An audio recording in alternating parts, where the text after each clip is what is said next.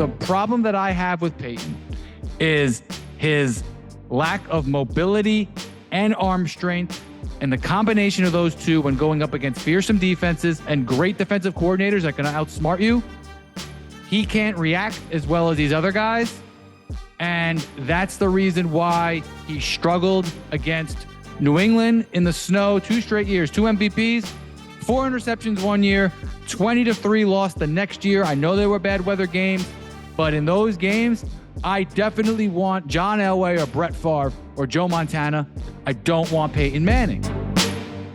This is where the eye test kicks in. Also, the rules made harder for separation on receivers. You had to throw receivers open more. So the fact that he threw 11 touchdowns, no picks in Super Bowls is something, but grain of salt, that was an easier game than the NFC Championship every time. So that should be expected to some extent. Now, if you rate the NFC Championships like the Super Bowl, you know, and not to mention there's just as much pressure because you ain't going to a Super Bowl unless you win it. Now, with all that being said, you're going against tougher team, and you're throwing those picks.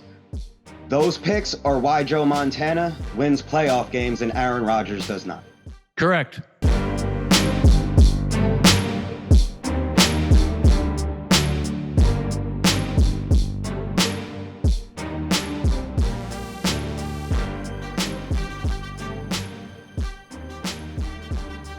All right, welcome back to Unleashing Truth. My name is Michael Steven. And today I brought my man Steve Adamson here to break down, in our own unique style, the best quarterbacks in our lifetime. So that's over the course of 1980 to current day. What's up, Steve? What's going on? I see we haven't broken in tears, and then you got some other stuff lined up. So I can't wait to see what you show me that you haven't let me know of yet. Oh, I love surprises. So you and I have been talking about, you know, football, basketball, greatness for years. We always appreciate greatness. And I don't know, maybe it's just me, but to fully enjoy football, I need to see great quarterback play. That's always how I've been. And as a child, I grew up a Giant fan, and I saw Brett Favre play, and I picked that dude, and that was my favorite player. And then Russell Wilson is my new favorite player. You were a Giant fan as well, but then who do you migrate toward? Yeah, I mean, I like a Cam guy. Like, that's fun for me. I'm not totally enamored with the quarterback position. That'll come up now. I almost think the position as a whole is overrated, especially now. And there will just never be a Jordan of football. And I think that's what everybody's leaning towards when they have these discussions. Yeah, it's too dependent on the rest of their team. So, like, there'll be an argument of whether wins are a quarterback stat. Yes, they are. No, they aren't. We've seen plenty of, but if you look at the quarterbacks who have won the most games over 5, 10, 15, 20 years, they are the best quarterbacks ever with very few exceptions. If you're not one of the best quarterbacks ever, you are not going to win all those games consistently. Correct. So that being said, we're in a moment right now, February 2023. Patrick Mahomes is the first guy that I have seen that has the opportunity to be the Michael Jordan of football, mainly due to his overall talent, but also due to the era in which he plays. Now, I want you to rattle off. I put together 15 names. And before we talk about each of these guys, these 15, I want to apologize to guys like Tony Romo, Warren Moon, Phillip Rivers, Jim Kelly, Randall Cunningham. There's been some amazing quarterbacks that if they were in a different situation, they'd definitely be mentioned here today. That being said, we need to look at all things, the numbers, the video, what you accomplished. And at the end of the day, if you put up a lot of great numbers and you didn't make a Super Bowl, yeah, you may have won 2 or 3 rings in a different situation, but you didn't. And sometimes that's the deciding factor. So Steve, I want you to read one name at a time. This is my preliminary order. I'll let you know up front. 1 through 3, I'm pretty set on. 4 through 10, I'm completely baffled on. You can make so many arguments for so many different guys for all these different reasons. then I'm pretty set on 11 and 12, and then 13 through 15 is another hodgepodge. So read off number one. So we got Pat Mahomes. Patrick Mahomes is the first quarterback I've ever seen that does not have a true weakness. What do you think about him? It's, like that's a good way to put it. But by true weakness, I would say it purely comes down to decision making with him, and you can't knock him for what he did. So I'll give you an example. He might have two guys open. It's 2nd and 5.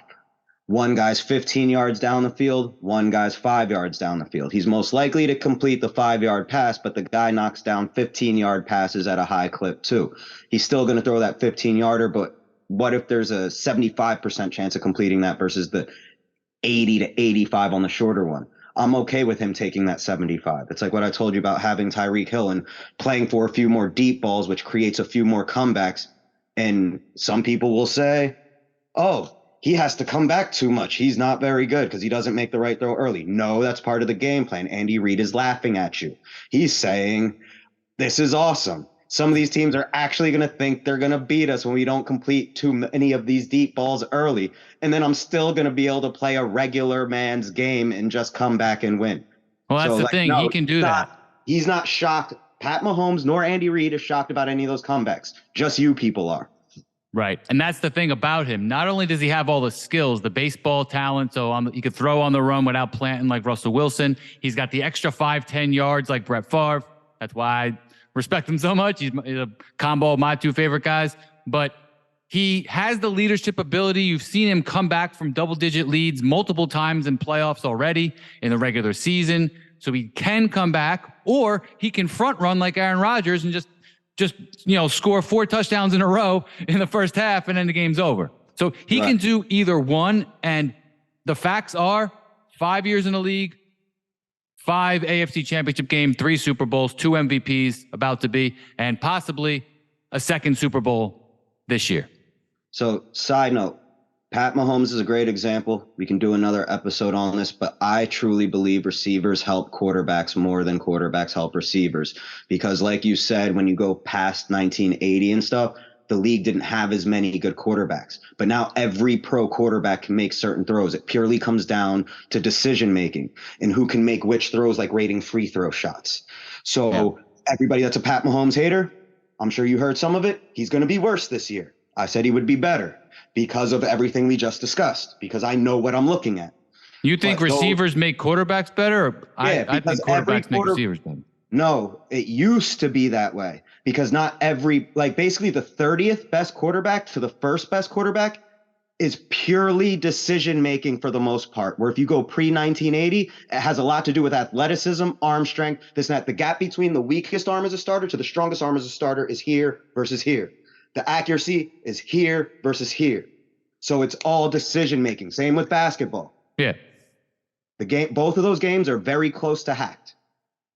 Well, I see your point, but I just think that a guy like what we saw in the AFC Championship game, Mahomes you could probably throw me or you out there and he'd find a way to get us the ball.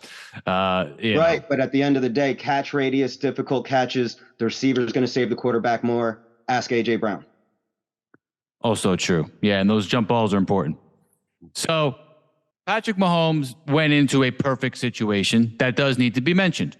2 things can be true. Multiple things can be true at once. He walked in with Kareem Hunt, Tyreek Hill, Travis Kelce, Andy Reid's system, and he had the new factor. That's why you called him being the MVP. And it was a great prediction. So all of those things are true, but now, as we saw last week in that championship game, he had a lot of things against him. He had no running game. He had a high ankle sprain. He had a couple receivers down, and he still managed in tough weather situation to win the game and put up basically an average Mahomes game. And Joe Burrow has that quality too, and he lost. That's true. But Burrow ain't here yet, but Burrow might be entering this list soon. All right. Montana. What was that? Joe Montana. It's a great segue to Joe Montana because he walked into the exact same situation. He did. He walked into the West Coast offense with Bill Walsh before anyone knew what that was. Short, quick passing game.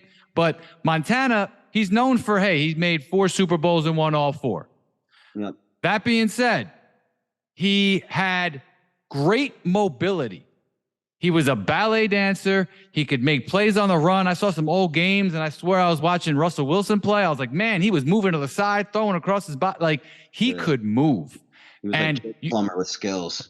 Yeah, but but he's like Brady in the pocket, but also with a system that was great, and also with the kind of the foot skills that where you blend them all together. That's why he was so clutch. Now, he had 11 touchdowns and no turnovers at all in the Super Bowl, but in the NFC, playoffs, he had about 34 passing touchdowns, 21 picks. And that was a difficult era, but it needs to be mentioned that the NFC was better than the AFC at that point. So he had some real hard battles where he didn't even make it through playoff games due to his offensive line, which was about, the blind side was about. And as great as he was, there were difficulties in the NFC. The AFC was actually the easiest game that he had in most of these playoff runs because the NFC was just bigger and badder than the AFC. NFC won 14 straight Super Bowls up until my boy lost to Elway. So to your point, yes, 110% correct. The whole AFC was like Tom Brady's NFC East. AFC East, but yes. The East, sorry. Or LeBron's Eastern. Yeah, or LeBron's Eastern Conference. Yeah, it was basically a 2-horse race, sometimes a third. Like the Oilers would have a puncher's chance. Right. or Denver has a down year. Now they have the puncher's chance. But all in all, here's the thing with Montana, and we'll touch on this later as the list continues because this person's on this list too. But to your point, everything you said about the NFC being harder, this is where the eye test kicks in. Also, the rules made harder for separation on receivers. You had to throw receivers open more. So the fact that he threw 11 touchdowns, no picks in Super Bowls is something, but grain of salt, that was an easier game than the NFC Championship every time. So that should be expected to some extent. Now, if you rate the NFC championships like the Super Bowl, and not to mention there's just as much pressure because you ain't going to a Super Bowl unless you win it. Now, with all that being said, you're going against tougher team and you're throwing those picks. Those picks are why Joe Montana wins playoff games and Aaron Rodgers does not. Correct. He's throwing people open. He's out there making plays, just like Joe Burrow. This is why when Joe Burrow throws picks, people don't worry. When Trevor Lawrence throws picks, people don't worry. They know they're young. That's part of their learning curve, but they're so rambunctious and youthful and excited that they got that juice to bring it all back. It's better than taking a sack. It'll be good.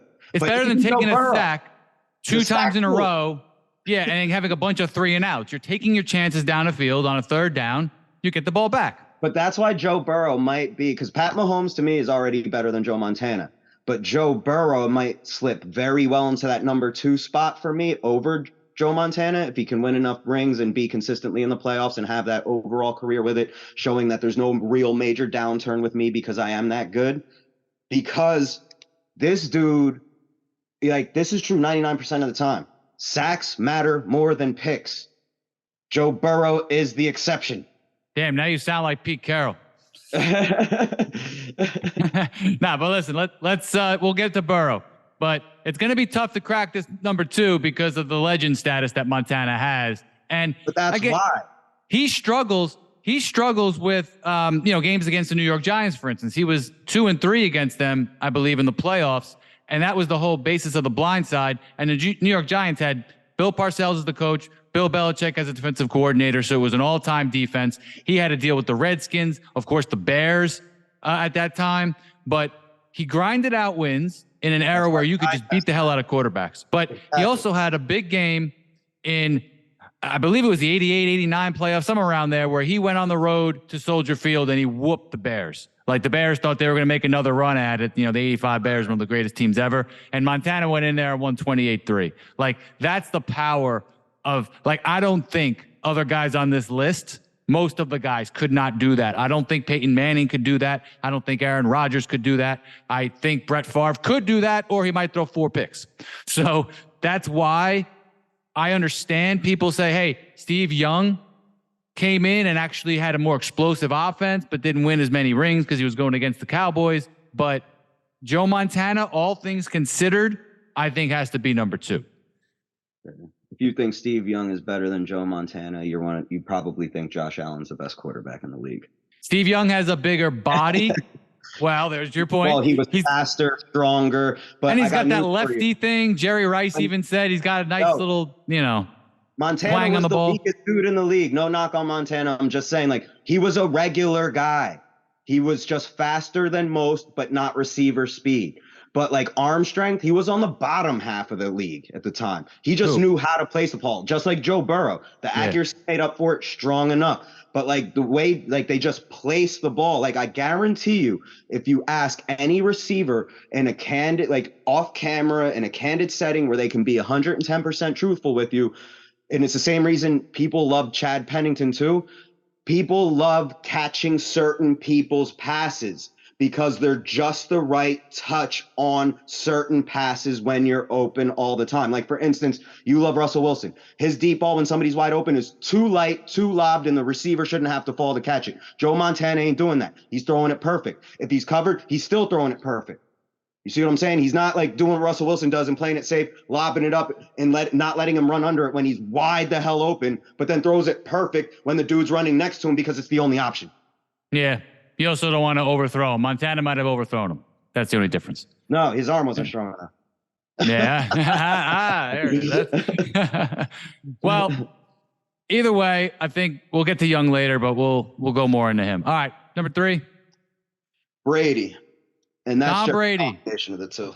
Yeah, Tom Brady is the most accomplished and quote unquote greatest player ever. Like he has all the longevity, all the numbers. It's like LeBron James mixed with Bill Russell. And I think that, how many? 95 playoff touchdowns, 10 Super Bowl trips, 7 Super Bowl wins. He's had some very great fortune, as I brought up repeatedly. That being said, what is luck? The definition of luck is when preparation meets opportunity. And anytime you gave Brady an inch, that dude took 3 miles. He always capitalized. And at the end of the day, his ability to play that long, the best ability is availability. His leadership skills were unbelievable. I was always worried. Like I was sitting there during that 28-3 game, and the Falcons blew that Super Bowl. But the whole time I was sitting there like, yo, this is Brady. He's never going to give up. He's not going to quit. He's not going to do. There's a reason why Aaron Rodgers has 0 or 1 20-point comeback. And it's because you have to not just be confident in yourself. You have to be a leader of men. And that's why, again, that's Montana always did it. He did it in college. Mahomes always did it. Brady always did it. Brady lost his starting job to what's his name? Henson. Henson, and he was more talented. But I watched Brady in college, and I'm like, yo, this guy always seems to just come back and make clutch plays that throws over the middle, throws to the sideline. Like, that's that dude, So to your point, for some reason, like there's 2 sets of Tom Brady lovers. Some like telling the story of he had his spot taken by Drew Henson and then he took it back, almost like taking it from Drew Bledsoe and the Patriots, because that to them sounds like the better story. But the reality of that story is it was QB politics. This dude was brought in with a high-end talent. He was assumed to be better. He was propped in better, but he never once had the team behind him, even though he could throw further, throw harder when the receivers aren't involved. His metrics were better. But when they played, everybody rallied around Tom, and it was like, no, Tom's better. Like you can't tell in shorts and a t-shirt, but no, Tom's better. So just so the way I understand the Michigan story, like everybody on planet Earth at Michigan, except for the coaches, knew Tom Brady was better. And even the whole team was trying to get Drew Henson taken out of the starting lineup for Tom Brady, not just you. But you hear 2 different stories from Tom fans, and they'll tell it whichever way to whatever audience they think is going to like whichever story better. So they'll leave out the part that like, no, he went over his locker room too, and they just weren't letting him have it. So, but on top of that, I'm going to keep the rest of it short. I just threw that in there since you went there. I'm going to say it like this, and it's a little counterproductive. I agree. Tom Brady took like 3 inches if you only gave him 1. So it might sound weird when I say this, but all in all, Tom Brady's fantastic. He's a Hall of Famer. He wasn't even necessarily supposed to be a pro, maybe a perennial backup, and he earned every bit of it, became it, and then became the 1 to Belichick's 1A. So applause. Congratulations. With that being said, you are Iceman. we were just talking about two Mavericks. Oh, that's bold. Explain that.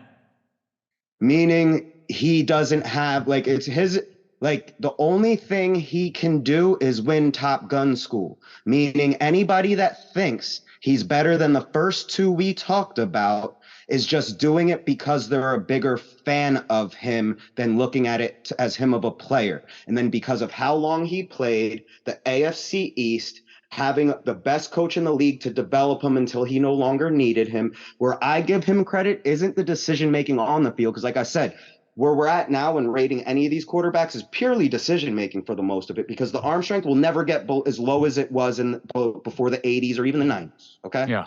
So it's purely decision-making. But you know where his best decision-making was? More than some of these other guys, and why he has these arguments like LeBron James, are his decision-making off the court. The same way LeBron went to Miami, he took pay cuts in New England. The same way when he knew and LeBron went back to Cleveland and he wasn't getting enough credit and wanted to have more fun, he went to Tampa to win a ring. So he got to tell his story more than letting his story get told. He is not a legend to me. He's a career earner. Yeah. He's just almost, this is not to be degrading to Brady on the week of his retirement. He was workmanlike to the absolute extreme, like Kobe. Whereas, like you say, Kobe, it wasn't as athletic. We know that he wasn't as athletic as Michael. That's where Brady just, he everything he could off the field in terms of what he put on his body, his pliability, who he worked with, hitting up Ichiro to see, his marriage allowed the pay cuts.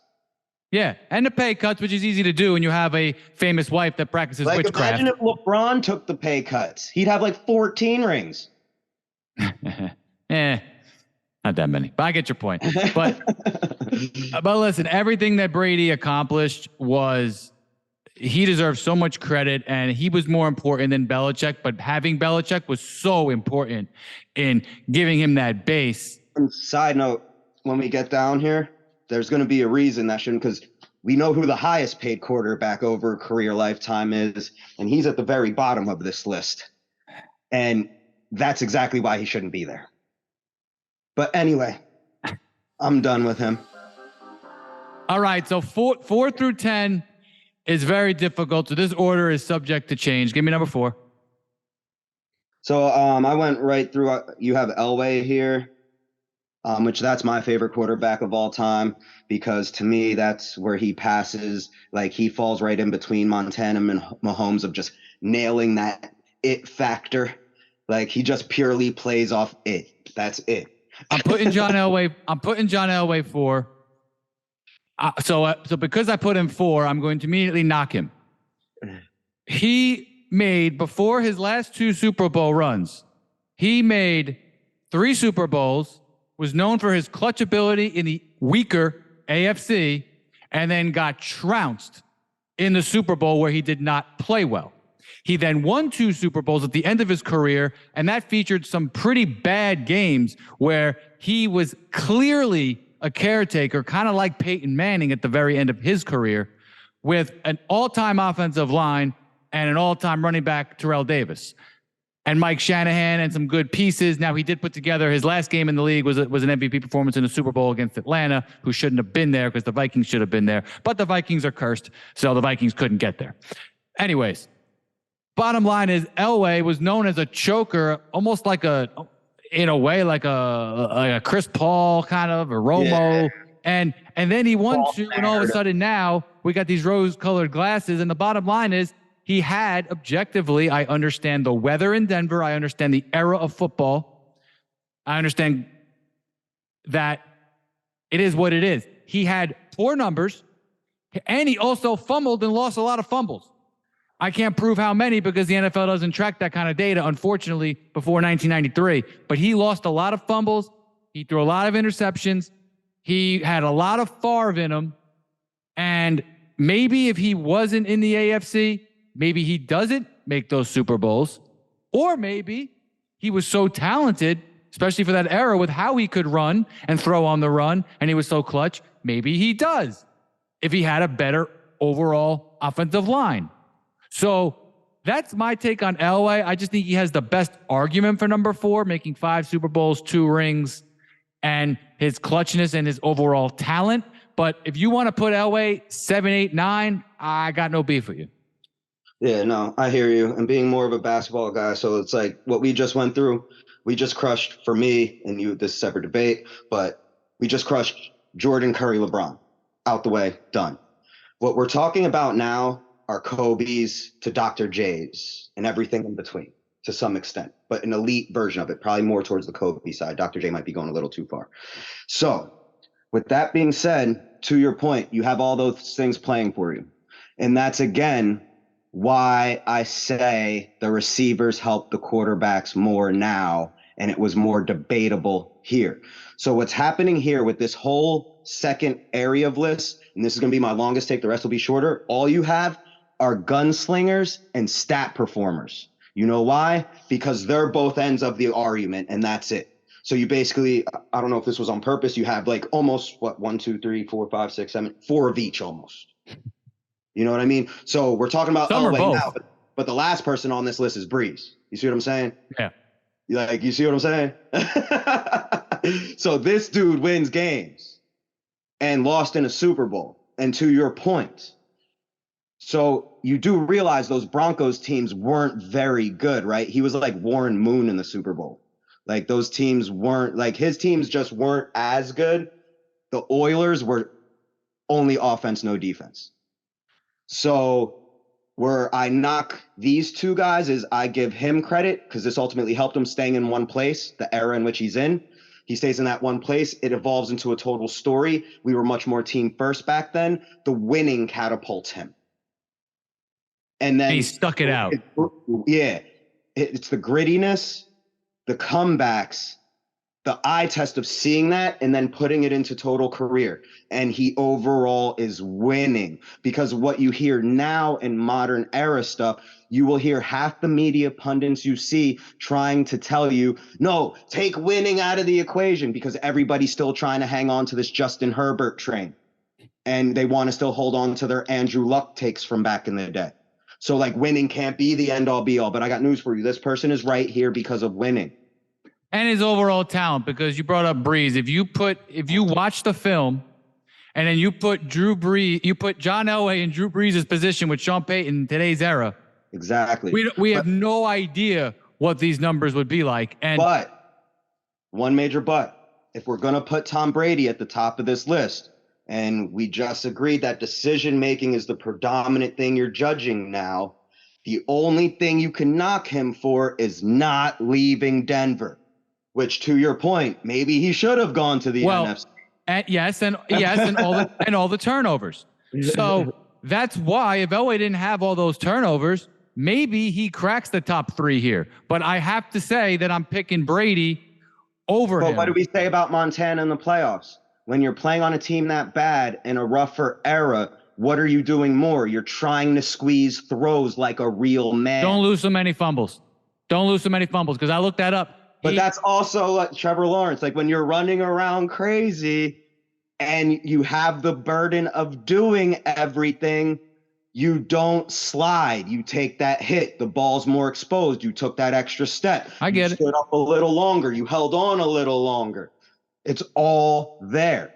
Yeah. Like, this is good because we're going through the eye test and then we're going to look at the numbers and we're going to see it. But that's the right way to do it, by the way, right? That's what you use numbers for. You talk about what you see, what you analyze, the way you know the game, then you go into the numbers. Like, but if you grew up in this Montana Elway era that Favre kind of was in the next era of, but started when it was ending, and I just realized this now, you hear me say it a lot. When my players are gone and my teams are gone, what do I say? I want to see something that inspires me, right? That's what 80s football, that's what football was until analytics came in. That's what basketball was until analytics. It was until First Take in the debate era came in, because when I was younger, well, I used to watch analytics comes from, because the only way to win a debate but lose in real life is through analytics. Well, I'm going to show everybody, and I'm going to show you, because you like to argue. That's why I worry about winning championships in real life. Well, I'm going to show you how you can blend the two, because all your favorite teams blend the two perfectly. That's what you do. You use numbers where they fit, but you don't stay in a spreadsheet. Just like you don't use numbers and never.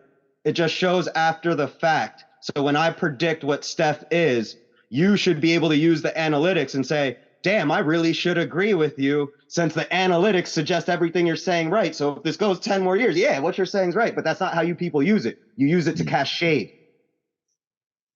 Yeah, even though I said it's a longevity debate. Stick to the right sport. Steph Curry is a top 10 player of all time. You're lucky I'm saying that. Not everybody says it, okay? So be happy with that. Take your wins. Now, Brett Favre, I love you. You're my favorite player of all time. You broke my heart. I feel like that Godfather scene.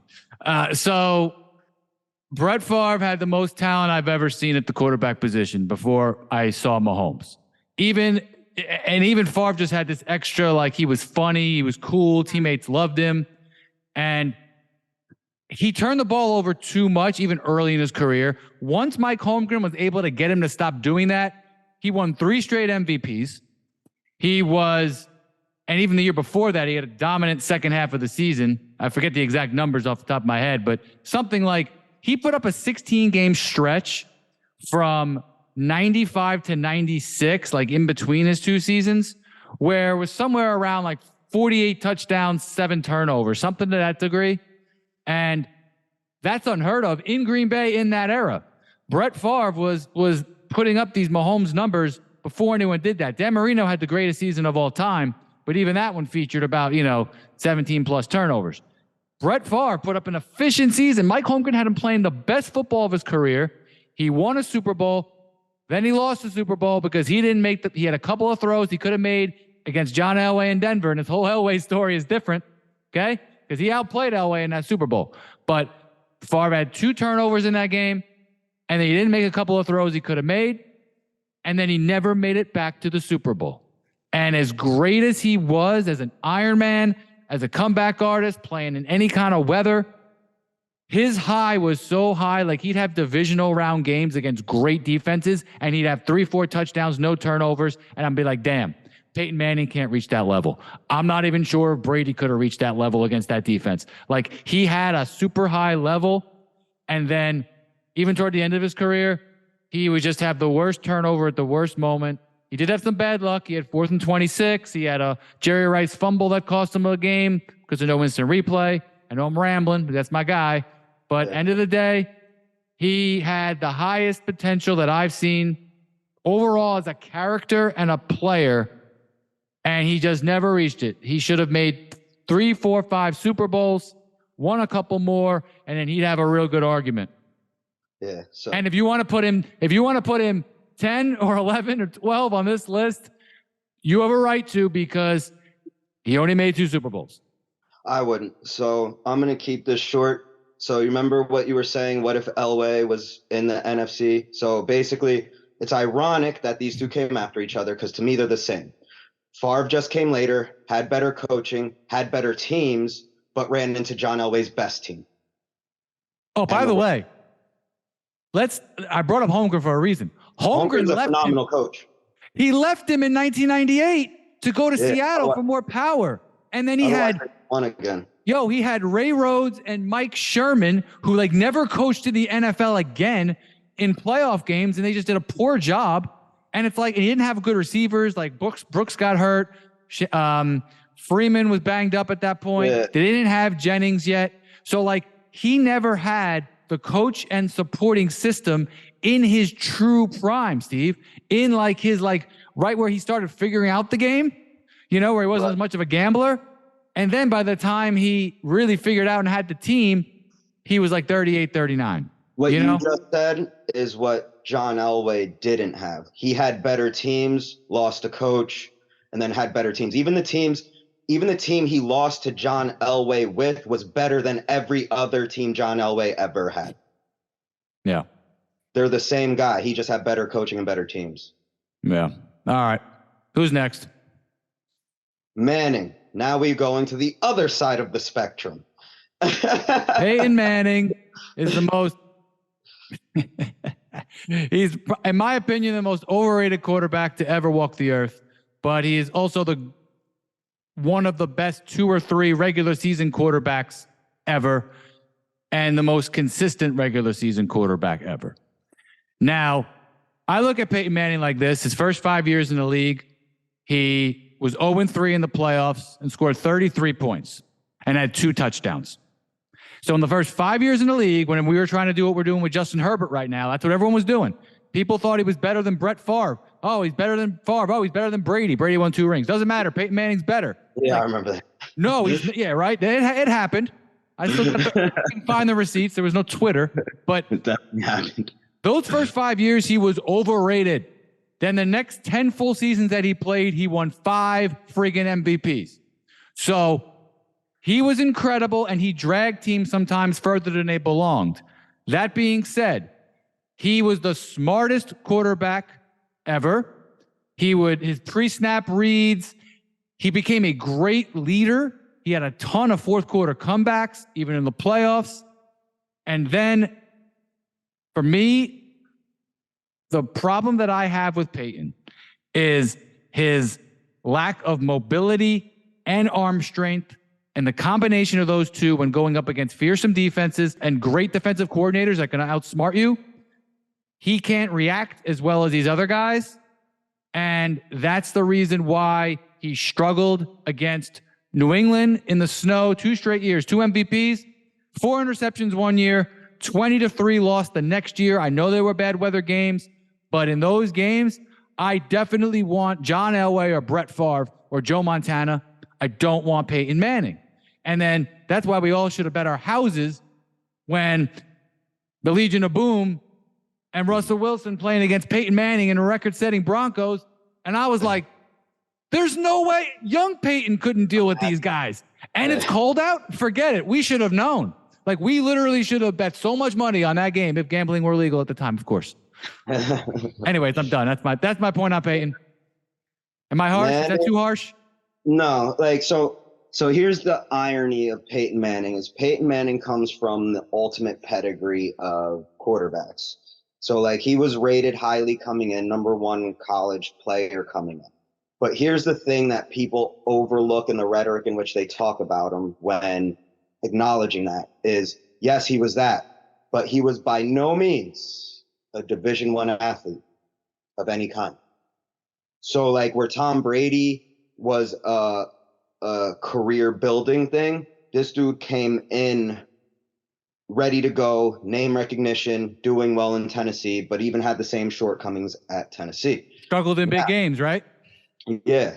So now where I give him credit is, yeah, this dude, like if you're a Manning, I haven't watched a lot of tape on Archie, but is throwing ducks hereditary?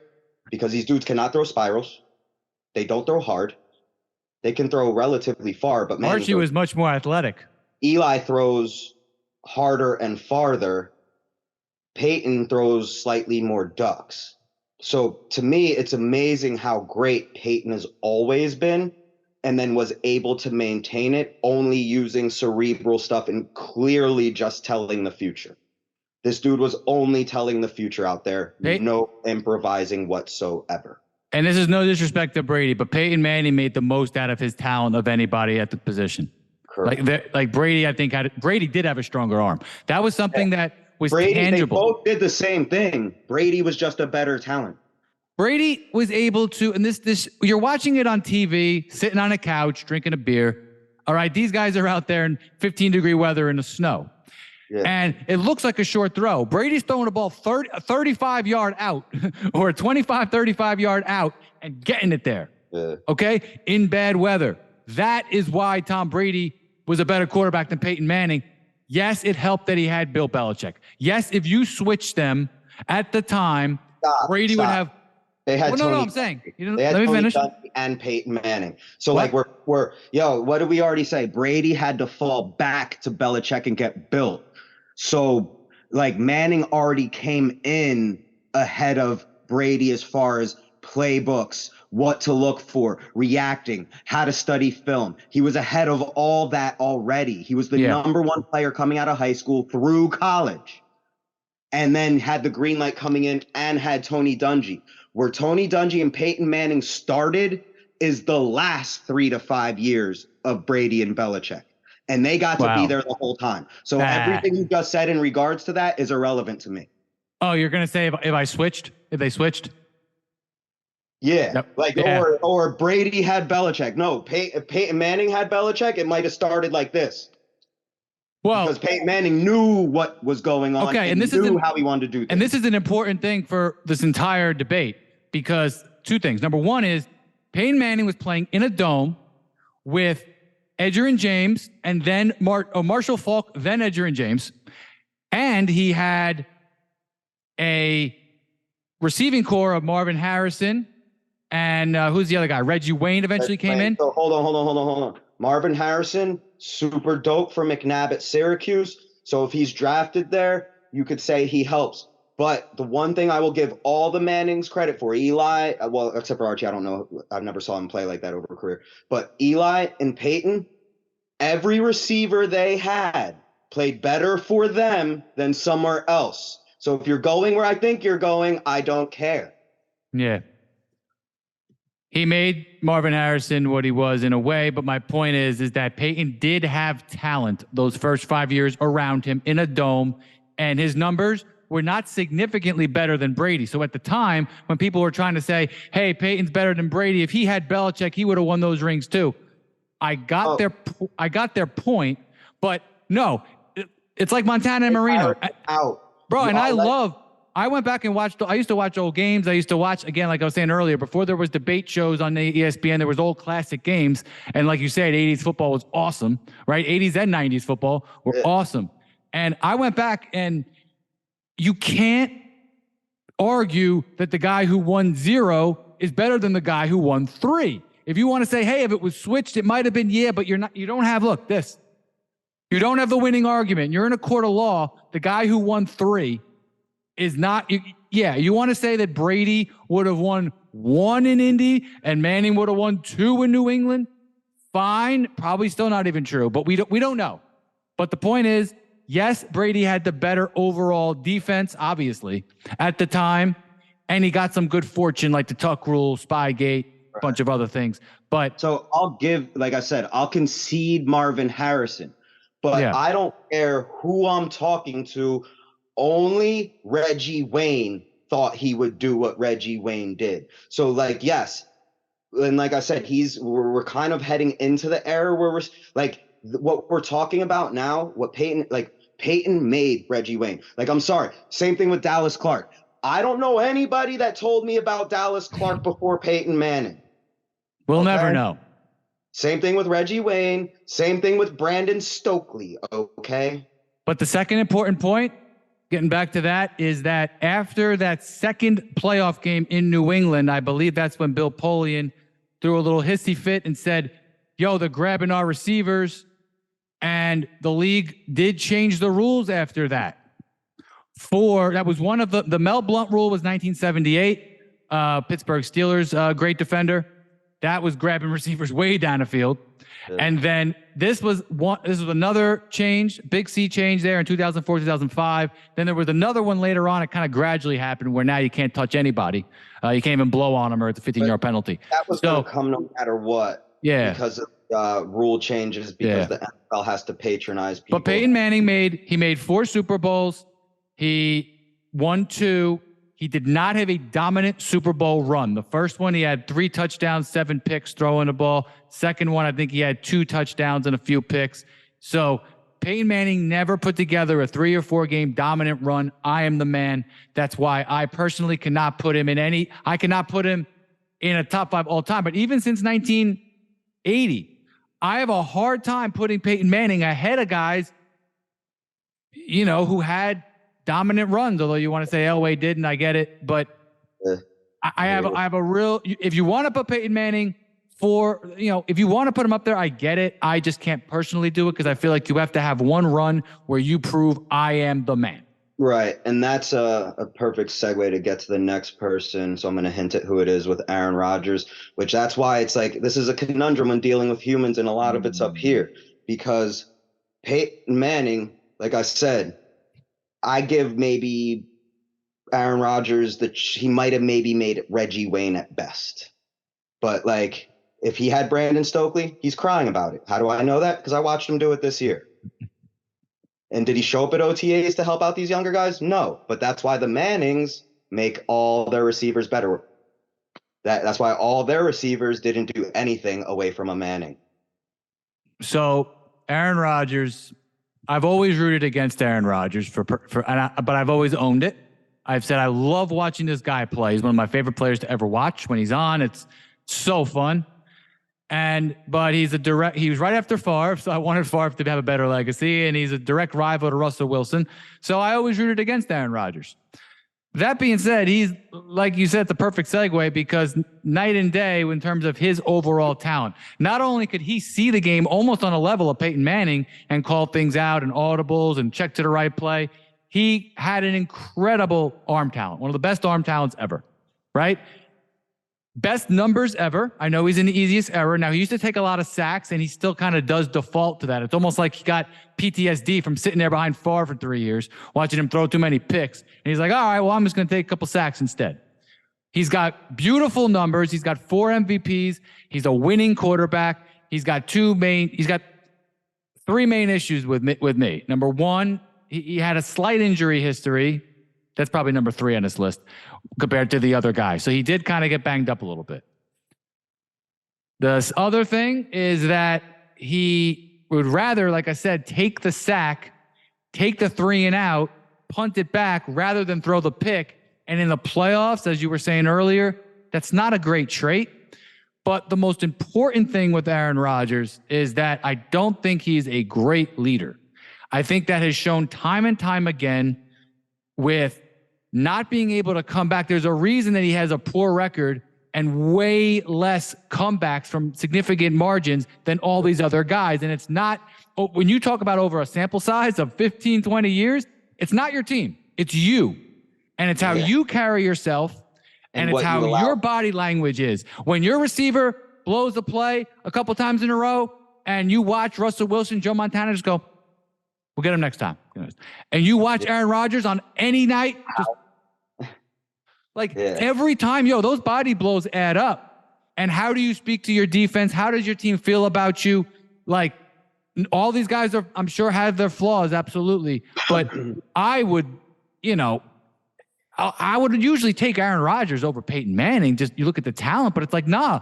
Why does Peyton have all these comebacks? Why is Peyton so clutch? No salary cap. Because he's a better damn leader. Yeah, no salary cap. You're taking Peyton because that'll ensure you have a defense. All you need to handle with Peyton is a defense. You need a top 3 defense in the league. And he whines sometimes, but in general, Peyton Manning was a true professional. I'm going to keep Rodgers short because you touch on every major point. I agree. He's not a leader. And I'm going to go right to the Tim Grover book. He is a closer, not a cleaner. And I know that for a fact, and I'm going to paraphrase it. But any player who just goes in and does their job, and we've heard Aaron Rodgers say it a million times, I've done my job. And you're the quarterback to go with it, which is like, ugh. But anybody that lives by, I did my job, the best you could be is a closer, not a cleaner. Define what you mean, because I know you're reading Tim Grover's book, Michael Jordan's trainer. A cleaner is only obsessed with the results. A cleaner wants the game to be purely reactive because they've seen the tape like a closer. But they've also trained harder than everybody else. So in their mindset, if I'm not stronger than this person, I have more endurance. If I'm not faster than this person, I have more endurance. If I can create more scenarios to things that nobody has ever seen, I have the advantage because they only know what they see on tape. They only do their job. So a cleaner wants to make everything no thought process, pure reactionary, but be the one forcing the action, so to speak. Like where you don't have to think. The number one thing that's repeated in that book is don't think. A closer has to think. A closer can make the game-winning shots. A closer works out. And a closer can be mistaken for a cleaner because of how good they actually are and the responsibility that they're given. Because a cleaner can take a closer and use him to win games and catch the last ball, shoot the last shot. That's on purpose because the cleaner only cares about the result. And I feel like a lot of these guys have. The cleaner only cares about the result. The closer wants the trophy. The cleaner doesn't actually care about the trophy. Like, yeah, they're rich and famous, so somebody built a wall for them. They didn't. You know why? Because they don't give a shit. I'm gonna tell you straight up. My dad went to 2 Olympics and 4 world championships. When I would go visit him, there was a closet and you opened it up and trophies and plaques would just fall on you. And I used to ask him, why do you have these things and you don't put them anywhere? He's like, because they're just pieces of plastic. All right, who's number 8? Young. All right. I put Steve Young number 8 for the time being. Well, Steve Young was an incredible talent, kind of like a left-handed John Elway. He was incredibly efficient in the 90s. He had the West Coast offense, but teams had kind of figured it out at that point somewhat. And he had Jerry Rice, great line. John Taylor. Yeah, and you know, they always had a good running back. I forget, you know, Roger Craig into Waters. Yeah. So they had a fearsome team. Defense was solid too. Yeah. And he won two MVPs and he was awesome, but he had to go against the incredible Cowboy team and he lost, then he had to go against Brett Favre and he struggled in the playoffs. He was not as efficient in the playoffs, lost a lot of fumbles, threw some picks. So he had one dominant Super Bowl run, which was great. And then other than that, he had to go against the Packers and Cowboys. And quite frankly, those teams might have been better than the teams that Montana faced. Montana was in a tougher era, and he faced a lot of amazing defenses. So those defenses might have been better, but the offense wasn't as good. So he's going up against, Emmitt Smith, Troy Aikman, who I think is overrated, but he got the job done. Dallas had a great offense. Bottom line, Dallas had a great offense and a great defense. Green Bay, Mike Holmgren, Brett Favre, Reggie White on defense. They had both. And Young might have been a victim of circumstance. Young also, I have to say, and the reason that I have him 8, but I might actually move him lower, is that he didn't have the longevity. And part of that was that he didn't grab the job for Montana in 1988. Joe Montana was hurt. Young had came in the playoff game in 1987, had a famous run, and they were ready to give him the job, and he didn't take it. And then Montana grabbed the reins back, won a Super Bowl, won an MVP, won another MVP in another Super Bowl. And then he lost to the Giants in the championship game and got knocked out and, missed 2 years because of his back injury. So Steve Young, if he had grabbed the job at that point and took it, maybe he wins 3-4 rings, and Montana's only stuck with 2. He's got to go somewhere else, and maybe he wins one. The whole trajectory of the NFL is different. Steve Young did not come in and take that job. I have a feeling that Peyton Manning or Tom Brady wouldn't have let that opportunity pass. So because of Young's early career, since we're kind of like, what do you call it? Like picking nits or being nitpicking here. Yeah, I think I have him at 8. But I might actually think about moving him down a little bit because I have to knock him a little bit for not grabbing that job. Yeah. So here's where there's a little nuance to it. So you are correct. Steve Young, I believe, played harder teams. I think he played probably the best Cowboys team the Cowboys ever had to offer. Now, that being said, everything is a little bit of a roller coaster. So Steve Young, I don't think was brought in expected to be like fantastic, arguably a top 10 all time. I think he was just expected to come in and be a good player. I think it was 50% expected to come in and be a good player, but 50% was project. And it was helping evolve the game to where it is now. So I think where Montana had a grasp on things, the other thing too is in those eras, quarterbacks took longer to learn things because we played through the barbarism of the sport more than the skill of the sport. So like everything was, no, kill the other guy, hit the other guy as hard as possible. You were trying to enhance scare tactics. Like, no, make them scared to run plays over the middle. Make sure they run out of receivers that are willing to do it. You see what I'm saying? It's just a different era of things. So with all that being said, no quarterback actually ever comes in and is just the shit back then. That wasn't a normal thing back then. Like Eli Manning was the first quarterback I've ever seen treated like a quarterback back then, because the way they're one and done nowadays is not how it was. You got at least 3 years back then. So with that being said, he came in as a little bit of a project, I think, was handed the keys a little too early. So then, yes, he does fail. So like a Tom Brady, he does fix things along the way. But at the same time, everybody will always attest to this, that there's stages of a career.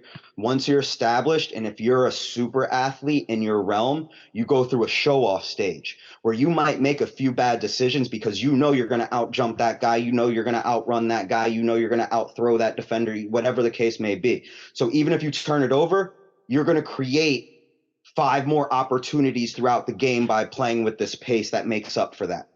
So I think Steve Young and the next person on this list are victims of their show-off stage. So, like, he had to learn and got humbled, but he came in hot and eager, got humbled when thrown into that, watched Montana, had to learn. But then once the stars realigned, that cocky dude was back. And Steve Young, I don't mean like an asshole, but like, no, like, I'm still that fast dude that had all these things before that I was abusing because I wasn't running the offense and didn't know it. Now I know the offense and it's a superpower. So now all of a sudden he's like a vampire brooding, just delusional with their powers. And I think he stayed there too long. And I think that's true for him and the person after him. And then the times he could have done more statistically or added that extra ring, he met some of the greatest teams of all time.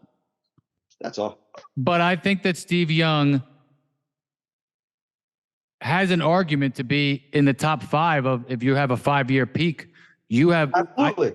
You could put him. You could argue he's the best quarterback that ever played if you wanted to, and just steal some analytics and throw it in there. No, I mean reality. I mean that he led the league in touchdowns 4 times. He led the league in like passer rating completion percentage back then.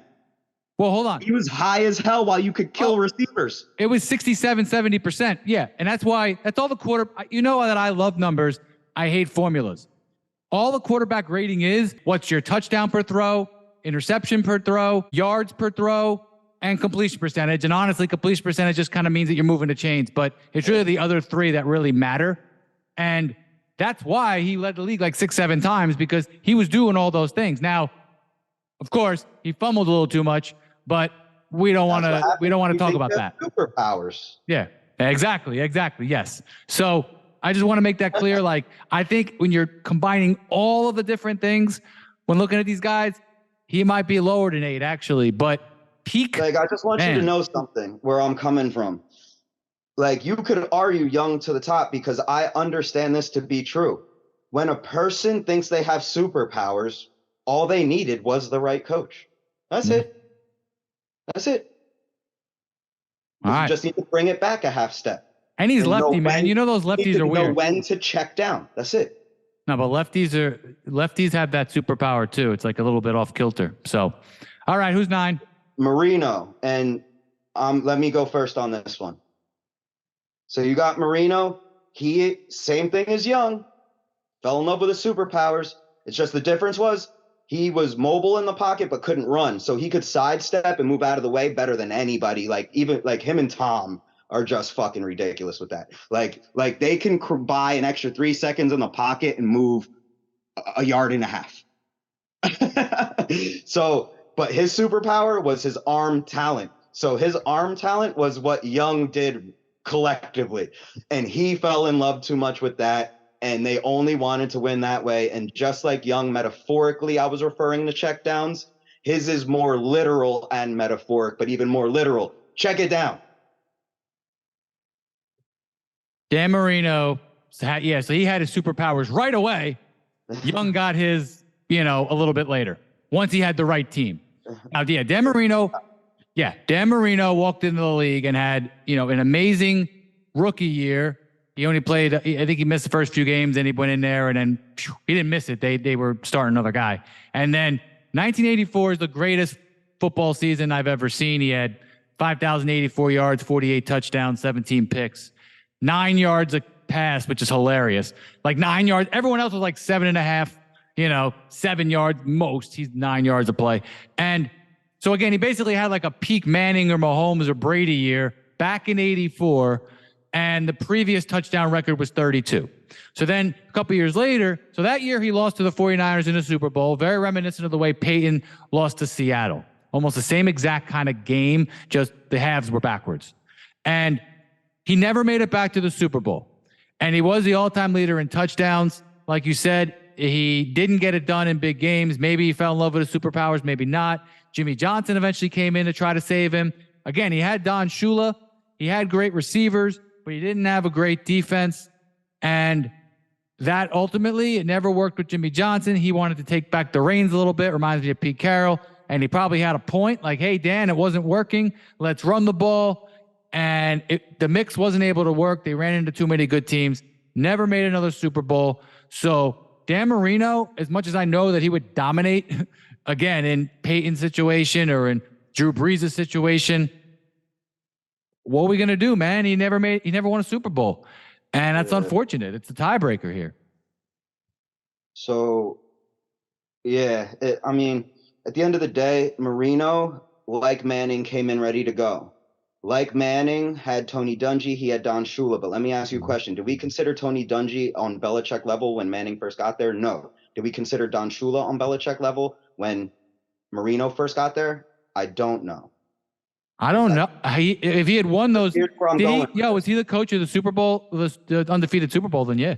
Because here's where I was going with this, and this still might be true, is when these coaches are trying to level themselves up, and you run into these guys like Manning and Marino who are breaking every passing record, getting the ball out, playing flashy football.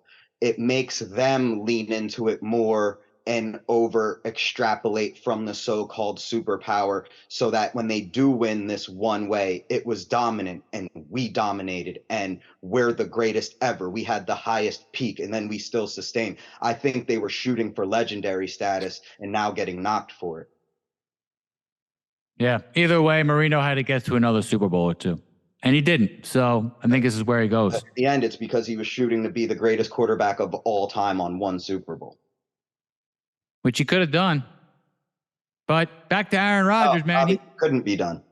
Yeah, well, he didn't get it done. He wasn't in the right situation to get it done. But Aaron Rodgers also had a dominant Super Bowl run. We have to give him credit for that. One of the best of all time. So that's why he's a little higher. All right, who's 10? Wilson. Russell Wilson. Oh, boy. I can't believe I put him that low. You know, before the season started, I wanted to put him like 4 or 5. You know, it might have been some, drugs in my system when I thought that. But listen, me and you have talked about Russell for a long time. We're both fans. What's that? We're both fans. Yeah, me more than you. You are a fan. You've always been a supporter, and you always kept me sane when I was like, yo, am I seeing something wrong here? Like his numbers, his video, these plays he's making in and out of the pocket. Why is he so underrated? Why is everybody saying that he's not great? And you were always like, you were always on it even when I wasn't around. You're like, oh yeah, he's underrated. He's underrated.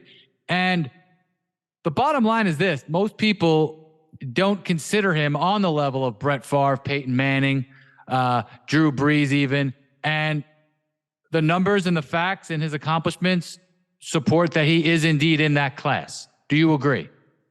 I absolutely agree. And to your point, in an analytical era where that's all people use to prove everything, it's the only time he doesn't get credit. So it seems like people are going out of their way to discredit him at this point if you're not using analytics. And it wasn't that there's a difference of train of thoughts. It's like some people still think he was a game manager when they won, when objectively he averaged over 4,000 yards and 30 touchdowns per year over that 4-year dominant stretch that the team had. So that's not a game manager. He was excellent in 2012. He threw 2 game-winning passes, about 50-yard plays right in the guy's chest to make the Super Bowl. And his Super Bowl was hit or miss. You know, he was great in the first one, but didn't, unfortunately, should have been the MVP, didn't get it because, you know, the defense was so overwhelmingly dominant, and that's what the narrative was. It was the LOB against Peyton. And then the next one, we know how that ended. And after that, the LOB era kind of ended, and then it became, hey, this is Russell Wilson. They got DK Metcalf. They had Lockett. But really, there was kind of this clash going on where Russell wanted to be free and do whatever he wanted, and Pete Carroll still wanted to kind of, hey, let's run it more. Let's run it on neutral downs. And they had a relationship, and it was working in 2019 and 2020. He was an MVP like favorite midway through both of those seasons. and then the wheels fell off. And what do you think? And now he's in Denver. He had a horrible year in Denver. But the bottom line is, where do you rank him in terms of is on the field, and then how do you feel how his off the field persona factors in? On the field, he's just as good or better than everybody in the second tier, and it's all debatable. Like, you could easily debate him better than any of the people we've talked about prior in this category, like starting when we got to Elway. I wouldn't go near Mahomes, Montana, or Brady, but all the skills are there. The knock on him is he needs to finish being a leader off the field, and that got lost in transition coming here. I think he overthought it, had too much of a plan for off the field that actually had nothing to do with football, but in a roundabout way made sense to him for some reason. And now they're taking a step back from that. But if he was the third round pick that he was walking into Seattle mentally, as he was walking into Denver, I think his numbers wouldn't have been, let's say, as great as his best year in, let's say, Seattle, but he would have won more games. The team would have followed. The team would have been excited, and it wouldn't have taken – they still might have got Sean Payton because that would have been their shortcomings and be like, oh, this dude's going to not just take us over the top but make us dominant. We'll just get an extra guy here or there. So then you go there, and it all comes together. But now – overall, with his overall story, it's almost a knock bringing Peyton in, saying, see, he needs more of elite coaching, which is ironic because I would never put Pete Carroll in the category of the McVays and the Belichick. He's a great environment guy. He's just not good on Sunday. That's the difference between him and McVay. Yeah. But here's the thing. What's confounding to me about Russell Wilson is that all of the skills, his height is a slight problem because he can't step up in the pocket quite as easily as a 6'3", 6'4" guy can. That is a fact. He has to move back a little more. His accuracy on the run and while getting hit is still the best I've ever seen. Mahomes can do it on the run the same way, except he's a better pocket quarterback. But his ability to like get smashed in the face by a couple of guys and still put a ball right there is still second to none. And again, his poise and his clutchness and a lot of his drives late in games have been really incredible. But a knock on him also is his slow starts. A lot of these playoff games, I used to blame Pete Carroll, but it's like, well, might be a combination of the two of them, just starting slow to not make mistakes. So I think Wilson has a little bit of Rodgers in him. I'm going to take the sack and avoid the turnover. Yes, to a point. That's a kind of what I was going to ask you, gearing towards is – like, he can start slow, but I think some of that plays into his personality because he has too much play it safe in his personality. That's why you can see him thinking on the field more than he should have to. The only time he's completely free is when the play completely breaks down. But that doesn't mean there wasn't a play somewhere to be made in there. Like, there has to be a middle ground. Like, you can't be that bad from just the pocket. And it can't just be all improvisation. So anybody that's not with him or hasn't seen enough to believe in him, or if you're just biased against short quarterbacks, he's never had the middle ground to say, no, he could do it both ways. Like, he's over here doing it this way, but then he gets flushed out. But then, yeah, we know he's shorter, so we'll call a few more rollouts. But we know when to do it. And based on what we saw, trickle it in, keep the defense off balance, do what we got to do. But at the end of the day, there's too much play it safe in his personality. So when the beef started with the other teams, that play it safe mentality, the Legion of Boom attacked his blackness. That was open to attack because of his play it safe mentality. The slow starts, that was open to happen and viable to happen because of his play it safe mentality. The comebacks are necessary and happen because his skill set is there. But it's like what I used to say as a kid when I would have to give public presentations or speeches. When you're nervous doing it, at the end of the day, you end up doing it because it's like, am I going to not do it? No. So I might as well just do it the best I can.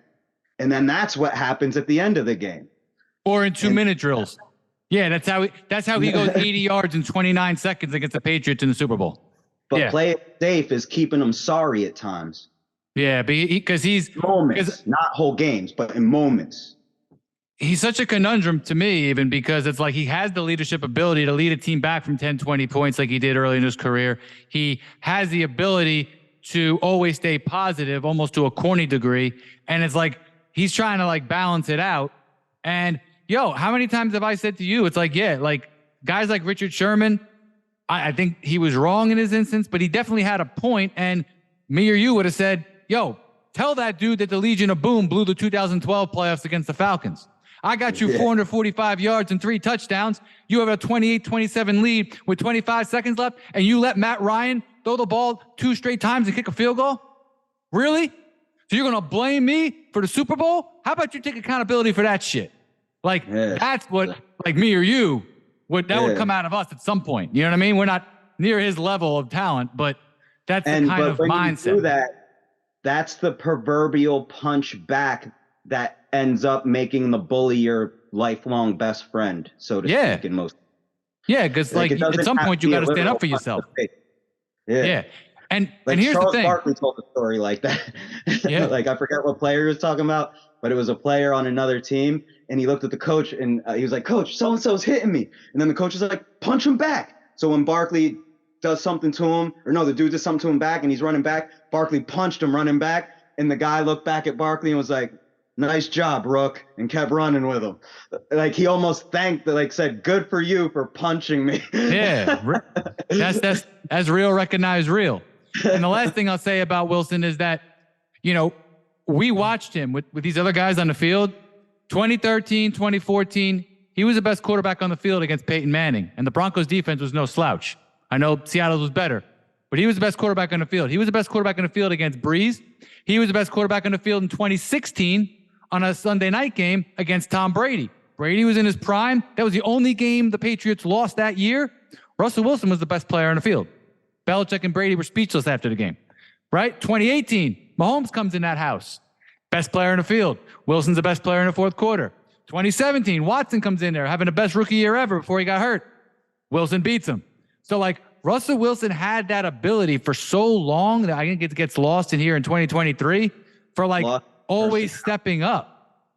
I'm telling you, he walks around with "play it safe" on my face. Like it's ingrained into him. Like, here's the thing. I think he would get more of a response if it looked like he grabbed the reins, and even if he was wrong a couple times. But instead, here's what actually happened. Let Russ Cook starts. It looks a certain way. He plays into a certain trap that happens either circumstantially or just because the pace of the game is messed up. And it's either you have to go completely against the coach or do what the coach says and then go against him in a conference after the game. And he didn't do that either. But at certain times, it's like he missed his windows to do certain things. But me and you were on his side really against Pete Carroll. But here's the thing.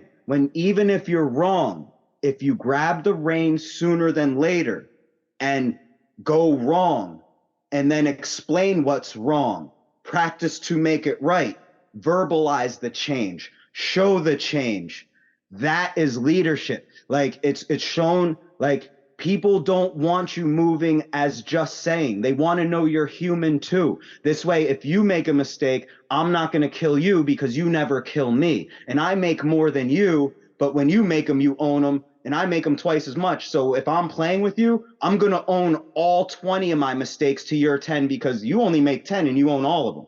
You know what I'm saying? Yeah. Like, he always kind of has this approach where it's like foot is half in the door. We're letting Russ cook, but not enough. So when we lose, he gets blamed. When we win, he doesn't get the credit because it was the play call. And he let that get to that point. Like when people started saying, "Let Russ cook," it was when it was already past that point where even if you let him do it, now all that's going to happen is he's not going to get credit for the wins and blamed for the losses. And we're just going to be saying, "Let Russ cook." It effectively means Jack. You know that came, do you know all that came on Twitter, and that was like a national version of me and you having a conversation, watching a game and being like, "Yo, narrative, not a reality," even when he was throwing numbers. Well, no, but what it was it started when he won that game against Mahomes, and I joked to you, I'm like, yo, that was it. It was a night game. And then the next day, Steve, they gave Pete Carroll a contract extension. And I'm like, oh no, they're going to go run, pass. I was kidding, but it actually happened. It actually happened. But because of the prior games, the rhetoric was planted. So even though they play differently, we're acting like we're letting Russ cook when he's not. And then you're losing, but he's not cooking, but we're saying he is. And see what happens when you let Russ cook. It's a false fucking narrative. Yeah, but here's what actually happened though. They lost to Dallas. Remember that Dallas playoff game where they just basically ran into Dallas's amazing front seven, and Wilson was in a dome. He made 2 of his dopest plays that he's ever made that year, like on some crazy throws while getting hit. And it's like all you had to do was have a pass first approach with, Lockett, and I forget if they had Baldwin at that point. I think they did. I feel like he's been there for but either way, he basically that's where it was like, yo, if you're gonna make Russell Wilson go run, pass against Dallas, it really was. It was run. And I was watching the game with people, and I was like, why are they still running the ball? They're losing. What are they doing? Playing for the last drive? So some of it was Pete Carroll, okay? But then what happened was, Steve, they got DK Metcalf the next year in the draft, and Russell began 2019 and 2020, those first half of the years, as the best player in the league. So everything you say is true. Everything I'm saying is true. The bottom line is this.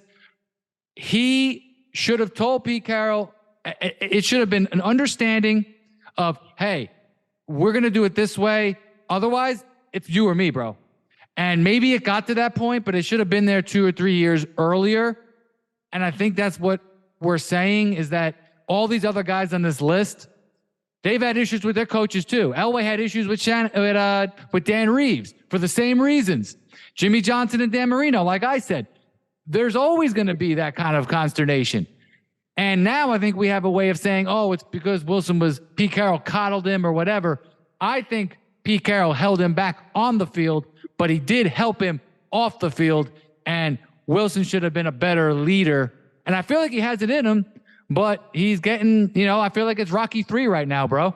He's got knocked out by Clubber, and he lost his mental health coach.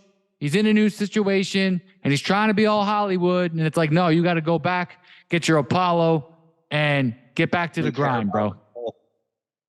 What's that? Everything off the field. Like, that's the one thing from that book. The goal in life is to stay focused on the field. As soon as you turn pro, everything that's suggested to you is going to be off the field. Nobody's going to give you anything on the field anymore. So it's not how much you say yes, how much you say no to everybody who's not on your team will determine your success in the league. And then the boatloads of money will come at once because you're successful. But if you chase the distractions that supposedly bring money, you'll notice all your friends just stole your money. And that's like right now, I'm not saying all his friends stole his money because he has celebrity surroundings. I'm saying the celebrity surroundings around him had him thinking his job was to be a celebrity instead of a football player, because you shouldn't have a store in Denver your first year in Denver before you get there. Like, you shouldn't even be like, if you like, just set up your office. That's it. Say, I need an office because I'm going to be there all the time. I have the perfect analogy. It's like lifting and working out to look good versus doing it for your sport. Just do it for your sport, and your looks and your body will take care of itself. Exactly. Number 11 is Drew Brees. Drew Brees, I always enjoyed watching him play, but I compare him to Steve Nash hooking up with Mike D'Antoni. He did it a little bit earlier, but having Sean Payton in a dome, getting 9-10 dome games a year, elite weapons and system, and he did win a Super Bowl. He was very clutch, but sort of. To me, now the numbers say he's clutch, but yes, he was also a turnover machine. He had a lot of fumbles, a lot of picks, and he only made 1 Super Bowl. He had some bad luck in playoffs, but he had some good luck that year that he won. So Drew Brees to me is a volume accumulator that was in a nice situation. I personally, I'll tell you my bias. I resented the fact that nationally he was considered a tier above Russell Wilson when Russell Wilson was winning 12, 13 games and putting up, 4,000 yards, 30 touchdowns, and Brees was putting up 5,000 yards, 35 touchdowns, and twice the turnovers, winning 7 games. Oh, but Breeze is better. I go, when have we ever looked at the position that way? He was treated like Andrew Luck. Yeah, basically, yeah. And again, Andrew Luck was great, but turnover machine, dome, easier defenses. Again, and Russell Wilson, again, was playing in a division of the anti-Brady. I mean, think about it. In his 10 years in Seattle, right? The 49ers made 2 Super Bowls. The Rams made 2 Super Bowls. The Cardinals were good a lot of that time, right? So there was a lot of things against Russell where I feel like, comparing him to Breeze, the 2 short guys, and now you got Deshaun Payton. Drew Brees had better pocket mechanics than Russell Wilson, and part of Wilson's problem was he was trying to be too much like Drew Brees this year. He even talks about it. Like, leverage the fact that you can move around while you still can, bro. But check this out. What's your point on Drew Brees? But if the shortness hurts Russell Wilson, it hurts Drew Brees more because he's not as mobile. So, but anyway, we'll stay on Brees. So Brees is still short. Oh shit. Sorry, I lost my camera. All right. It's talking about Drew Brees gets Steve very fired up. So Drew Brees. Wait, doesn't your brother think he's the best ever? We have to have a talk. We have to have an intervention. My brother's favorite quarterback. So here's where I'm going to touch on. So I'm going to play a little devil's advocate here, so we don't crucify the man because I love the man. I love him too. So here's where I'll try to defend Brees being in the dome a little bit. The dome thing helped him, and I'll say it did help him, okay? But I will say it prolonged his career more than it made him great. So it prolonged his greatness, let's say, is the way I'll say it. And the reason I say that is because he went to a cold weather college, okay? Like, wasn't he at Purdue? He was at Purdue. So in his youth, the cold wasn't really messing with him all that much. I think he was a great leader too. And I agree. I think he was a great leader. Super accurate. Saying you have to be super fiery to be a leader, but he had that going for him too, and he could turn it on and off. But it didn't seem like a psychopath like Tom Brady. Like Tom Brady would just turn into Psycho Tom. This dude seemed more like just like at all times. Like he's always psycho. Yeah. Well, it didn't come off so psycho. It was more like revved up. Now, I personally put him. I straight up put him at 11. I could understand, and I've heard many people make the argument that he's higher than that because of his numbers. Like I remember when he retired, people compared him to Favre, and most people on TV were saying, "Oh yeah, Breeze, way less turnovers, way less this," and ignored the fact that Favre played in a different era in Green Bay. That's where I say the dome thing. And Favre did make more Super Bowls. I think they both have their shortcomings, but at the end of the day, I think that Drew Brees does have an argument to be 4, 5, 6. I would just personally think there's a very, very, very slight difference between him and guys like Marino, guys at him like Elway, and I'd put him 11.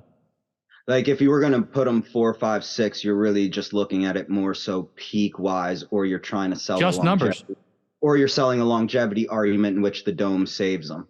You know what I mean? But it's one or the other. You either have to be a peak guy and say, I'm not worried about it. I get it. The dome saved him. But like he crushed it when he crushed it. You know what I mean? And he also threw a lot. Longevity, but it's like the dome. Like, let Drew cook was on for like 10 years, man. He had a decade of cooking.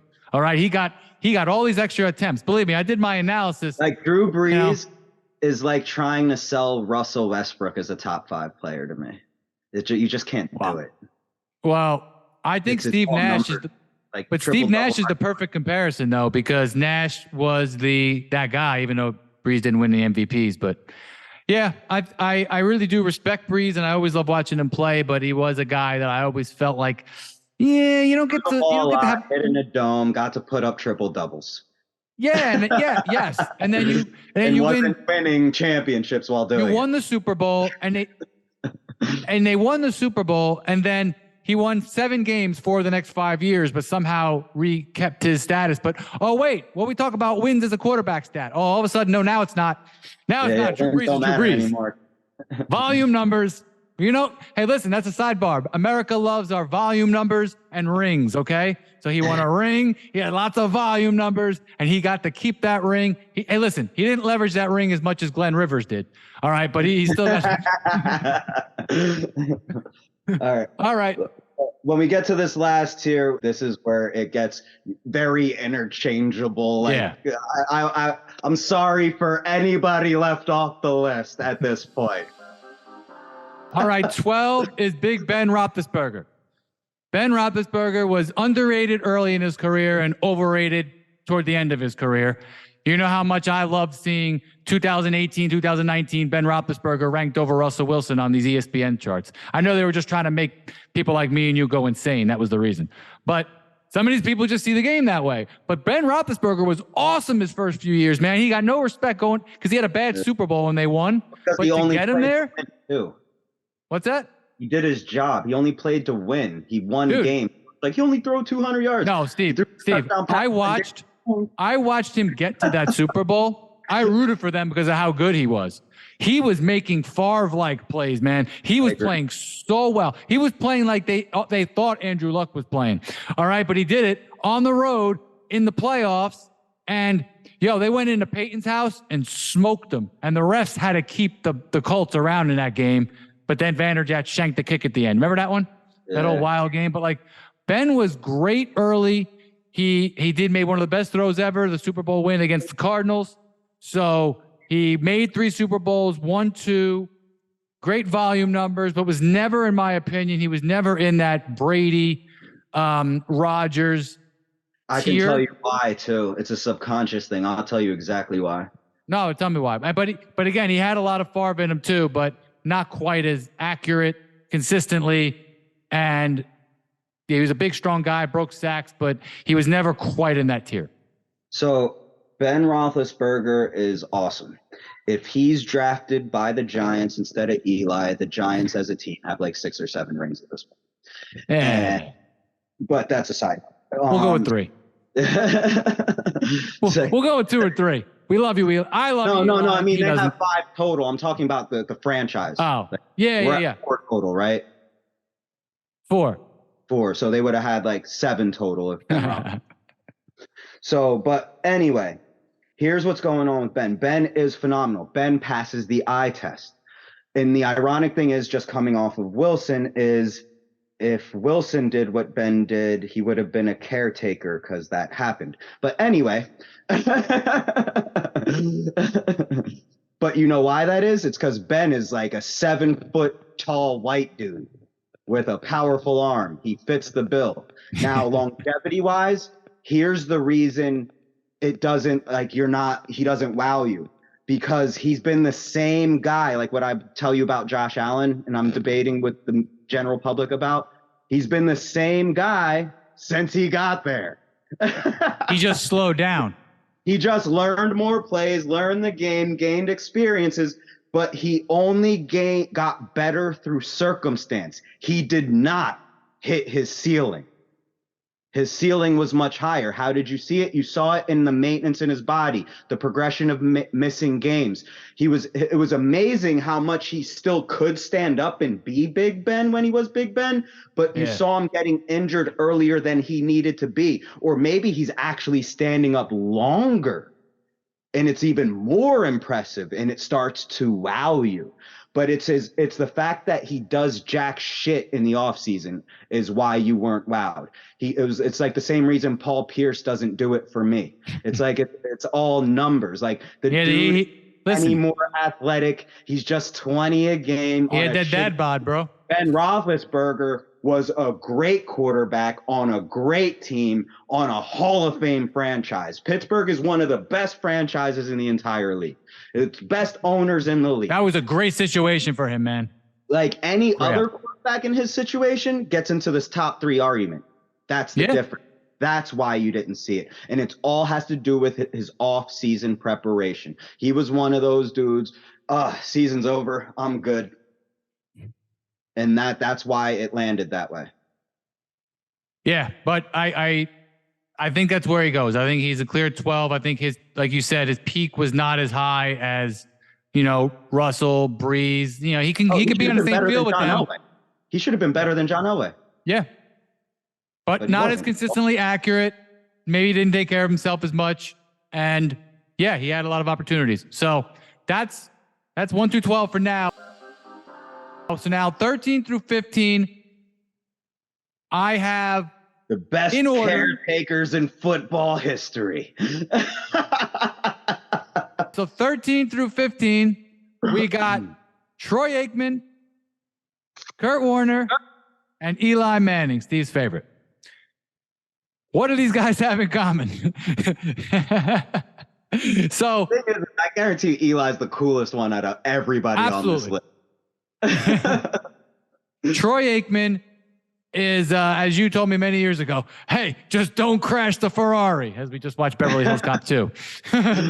Your friend crashed the Ferrari. Troy Aikman, I mean, we criticize guys like Troy Aikman, criticize Russell Wilson for being, a game manager. Don't give him any credit, probably because his old insecurities comes out. Like, bro, you had a great offensive line, an all-time offensive line, an all-time running back, an all-time tight end, Michael Irvin. No salary cap. No, Michael Irvin and an all-time defense, Alvin Harper. That team couldn't even be built today. You can't afford it. Yeah. So, but he did, to his credit, he won the 1992 NFC Championship game, which is one of the most important games ever. That's why I went to a New York bar a few years ago, and the game was on, and I was like, what is this game doing on? It was like 10 years ago. They would never show that now. It would be a debate show. But it was awesome because he went in there. He made the game-defining plays. At the end of that game, that was the 49ers' time. That was when Steve Young was supposed to win that game and supersede Joe Montana. And the young Cowboys went in there. They were 1-15 a couple years ago and beat them. And Troy Aikman was the reason why. He then went and had 273 yards, 4 touchdowns, and that thrashing of the Bills. And now Troy Aikman is a star. It was that stamp that I wanted Russell Wilson to get, but Peyton Manning was so bad he couldn't get it. It was the stamp that he got. Then he won another Super Bowl that he apparently doesn't even remember, Steve. And then he got, concussions are serious, I'm just saying. And then he won another one. So he won 3 championships, and that inked him. So there's a lot of people who still put him, Colin Cowherd, for instance, would say, oh, yeah, he's better than Favre, didn't turn a ball over. But it's like, do you know how easy it would be for Brett Favre? But you got to stay consistent. He's a big coaching matters guy. So if you're aligning a roster around coaching, because, again, you can call that coaching, or you could call it great GMing with an unlimited amount of money to spend. But, yeah, so Troy Aikman's 13. Kurt Warner won 2 MVPs. He made 3 Super Bowls. He won a Super Bowl MVP. He was great in that game. I still cannot believe that he won an NFL MVP when throwing 22 interceptions. And I don't know how many fumbles he lost that year. Like what? Were they like 15-1 that year or something? And they just defaulted to a quarterback? I'm gonna look this up right now. This is very important. I should have had this ready. All right. Kurt Warner. Drum roll, please. They were 14-2, Steve. Very good. They were 14-2, and he had a ridiculous efficiency that year. 4,830 yards, 8.8 yards an attempt, 36 touchdowns, 22 picks. He also had a few fumbles because he was another fumbler. I just thought they should have gave it to Marshall Faulk or given it to Brett Favre, who had 32 touchdowns and 15 picks at playing outside. What's that? They must have lost 5 or 6 games. No, they went 12-4, I believe, which is why he actually deserved the MVP. Yeah, Favre, that was the year that Favre threw 6 picks in the game at Kurt Warner and the Rams because he was the MVP. He was forcing it because Kurt Warner was on the far better team. I'm just saying you shouldn't get to throw 22 picks and win the MVP. Anyways, I digress. He had one of the best championship games I've ever watched when he decimated the Eagles as a Cardinal. Do you remember that? He was on fire against the Cardinals to make the Super Bowl where they lost to Ben Roethlisberger and the Steelers. Yeah, Kurt Warner had an amazing game. Oh, yeah. I think he threw 4 touchdowns, no picks. He was so good. Footwork, everything. He was like Marino, man. So Kurt Warner, for that game alone, I was like, okay, that dude, Again, some people would put him a little bit higher, but because of his longevity, the fact that he lost his job, couldn't really keep his job in the Rams or the Giants, I'm putting him here. And then 15, last but not least, Eli, the great Manning, who had by far the 2 best Super Bowl runs in the Manning family. He did. I used to have him memorized. I don't anymore, but he had 9 touchdowns, 1 pick, 6 touchdowns, 1 pick, plenty of yards, plenty of comebacks, 8-0 in those 2 runs. Other than that, made the playoffs 4 times and never won a playoff game, like Steve likes to remind me. Matt Stafford is a new version of Eli, as this year proved. Sort of, except he only did it way once. Better arm talent. Yeah, but Matt Stafford, you only did it once. Eli did it twice, and that's a big freaking difference. That's why Matt Stafford does not come on this list. Yeah. Anyway, tell me about 13 to 15. Rank them for me. Who's the best? To me, it's all interchangeable because, like I said, I would take them all off the list for other people. So that's why I apologize to everybody who's not on the list. I have them on here because I have to respect that they did it. Right when you get to these 3 people, or why I go back to that Ryan Clark thing when he said, I just want to throw something out there. I'm going to give you 2 tiers of winning Super Bowl quarterbacks. And then he put Mahomes, Montana, and Brady, etc., the upper echelon of this list in there. And then he went to a bunch of people that aren't even sniffing this list, like Brad Johnson and Trent Dilfer and some other guys. And so I just want it to be said that as far as this list is concerned, this isn't you can only win a Super Bowl with these people because I can name a million better quarterbacks than a bottom tier of Super Bowls or quarterbacks that have won Super Bowls that haven't. The salary cap is what determines who wins Super Bowls.